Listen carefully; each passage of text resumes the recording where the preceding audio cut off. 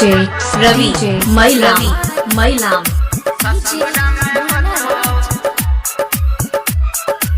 Singing by Rajesh Ranjan. परतों जब से मेरा जान याद तो हमर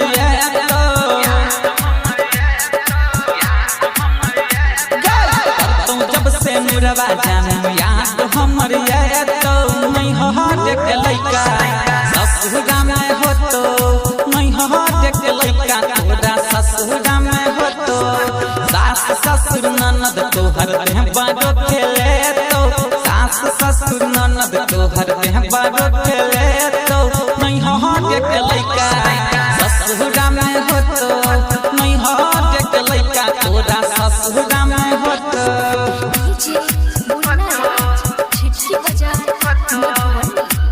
Ravi Singh Presented by Virat Music. लाली उठा लाली बिंदिया देने रहियो पीन के मालने रहियो गल में या बिस्तर उतीन के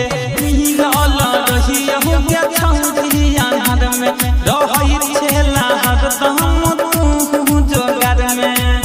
रहई छेला तू के हरदम जोगर में ससुरा में मिलके तोरा बहुत सते तो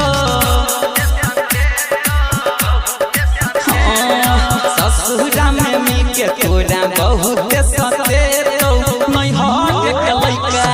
ससुरा में हो तो नहीं हो देख लइका ससुरा में हो तो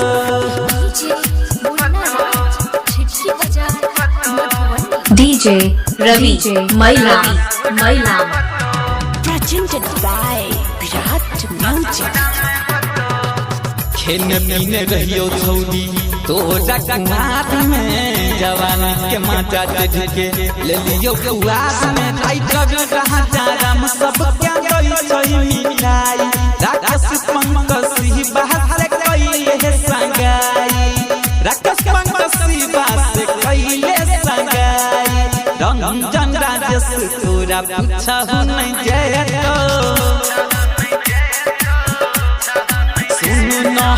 रंजन राजेश तोरा पूछा हो नहीं जे तो नहीं हो देख लइका ससुरा में हो तो नहीं हो देख लइका तोरा ससुरा में हो तो सास ससुर ननद तोहर देह बारो खेले तो सास ससुर ननद तोहर देह बारो खेले तो नहीं हो देख लइका ससुरा में हो तो डीजे रवि मैलाम 9304627621